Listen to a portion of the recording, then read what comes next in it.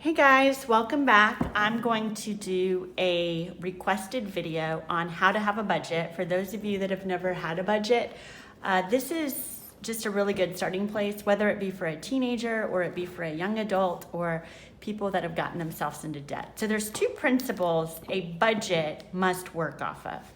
So the first principle that you must be committed to stay on budget is do not spend more than you make. Do not spend more than you make. So it sounds simple, but this principle alone will keep you out of debt. The second principle is every dollar needs to have a home. So those are the two principles that this budget is going to be working off of. So the first thing that I do every month with my budget is I go through and I fill out my expenses. And so I have a worksheet that I've made, and I will link that below of how I track my expenses each month. Okay, the other thing you need to know is your starting income.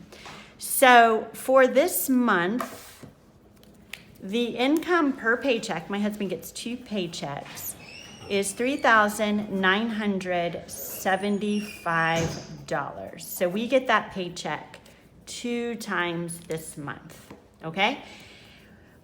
So pay 1 and pay 2, I know that that's how much money that I'm gonna have to work with. So I'm gonna go through and I'm gonna go through all of my monthly expenses here. So our tithe, we always start with this. This is $400 each paycheck that we give to our church. The next expense we have is our mortgage payment. It's $1,600 a month. And so we break that up into 2 payments of $800 each. We got the T. Next is our electric. And I budget for right around $110 a month. And I'm gonna show you how I plan for if that's higher or lower. The next one is our sanitation for the month. And I pay that, the first paycheck, $100 a month. YouTube TV, I share this with my brother. And I pay $30, and I do that the second paycheck. Next, our eye insurance. And we pay this out of our first paycheck. It's $31 a month. USAA insurance. This insurance is $115 a month in the second paycheck. American United Insurance is $35 a month in the second paycheck. And then our city card, which on the city card, we keep all of our gas for both vehicles. We keep our YMCA membership, our Verizon bill.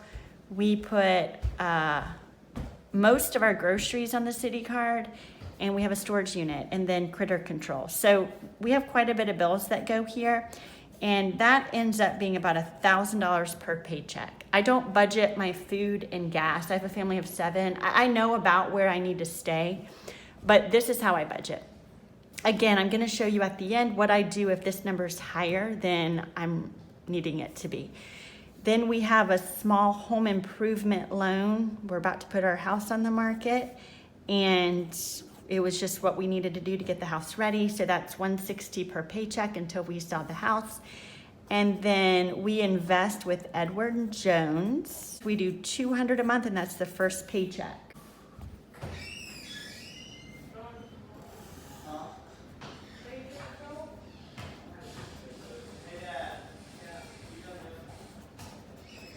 My expenses, when you add all of this up for the first paycheck, is What's the money from? What's the money from? $2,801. From house maintenance. Okay, this is perfect. I'm gonna show you how this works. What does Dad need it for? I'm replacing the battery for the lawnmower. Okay, so that's how that works. I'll explain that later. My son. Okay. So the expenses for paycheck 1 are $2,801. And then when you add up the expenses for paycheck 2, it's right at $2,540. Okay?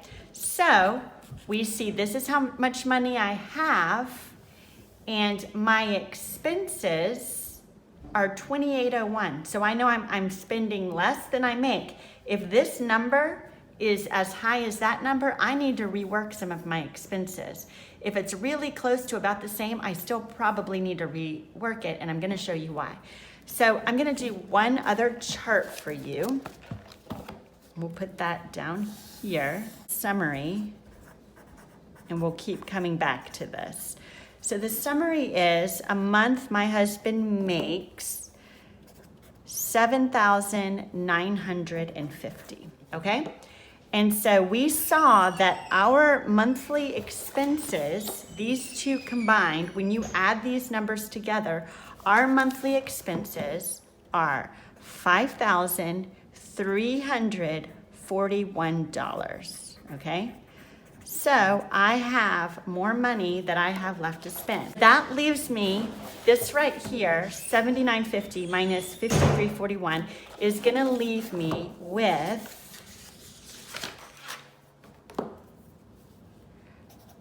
$2,609. Do our sinking funds. If you are not familiar with sinking funds, it's a type of savings account where you're saving up all year long for things that you know are going to be expensive. I know that this is how much money I have for both my sinking funds and my cash envelopes. So the way that this works, you have 2 paychecks, and you know that every month that you have those 2 paychecks where you can give money toward these savings. So let me give you an example of ours. So our first sinking fund is Christmas. So each paycheck we give $50 to our Christmas envelope. The next one is house maintenance. And each paycheck we do $50. Then we have car maintenance. Car maintenance, we do $30. Vacation. Each paycheck we do $50 for vacation. Birthdays, we do $30 per paycheck. Clothing, we do $50 per paycheck. This is for 7 people. Shoes, socks, underwear, swimsuits. Back to school is very expensive for 4 kids. We do 5 kids, 40 a paycheck. Decor, this is towels, kitchen towels, washcloths, decorations, 20 a paycheck. Beauty, this can be haircuts, makeup, it's 15 a paycheck. Family fun, this would be anything, 20 a paycheck. And then our kids, which I do 25 per paycheck. Now this does not go to them. This goes in envelopes for me, where if I desire to bless them, I can pull from that.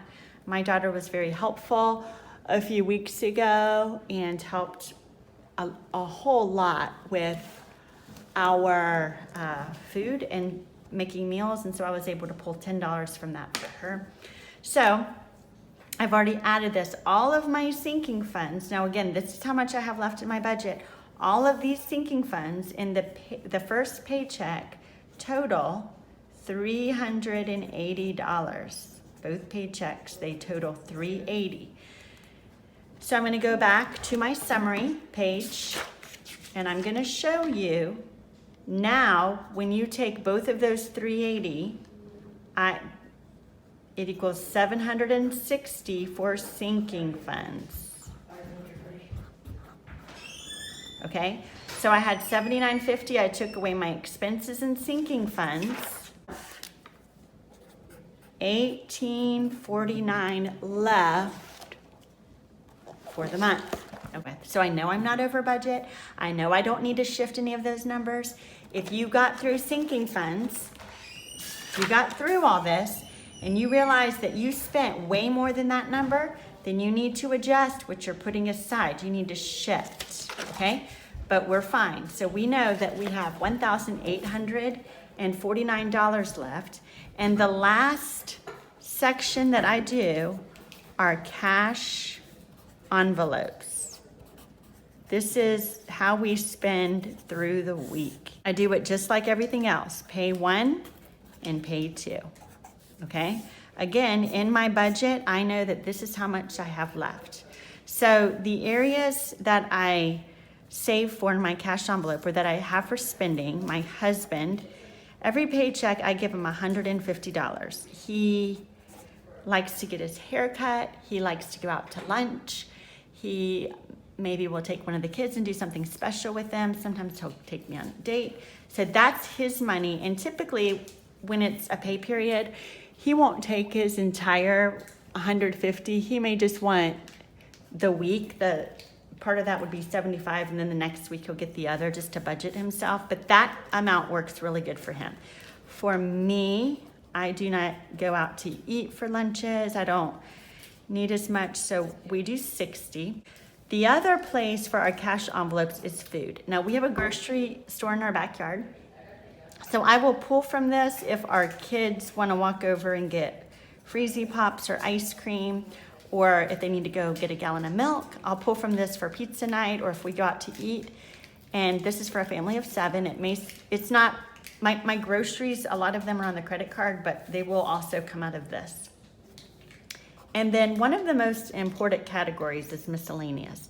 Miscellaneous is for fees or things that you're not planning on. Parking, garages. We went to the beach the other day and it was $4 to park, and I pulled from here. When I total this all up, again, this is what I have left to spend, $180 in each one, okay? So when you add 480 plus 480, that's 960. So we're gonna come back over here. I'm gonna subtract 960, and that was for my cash envelopes. And when you total all of that up, I have left, I'm in the positive $889 for the month. Now, what do I do with that? Why? Because I said every dollar has a home. How can that be one of your basics and you have that much left over? Here's why. For us, this works because I will pull from this. Either it'll go toward my emergency fund. It may be extra that ended up on the credit card. It may be extra giving.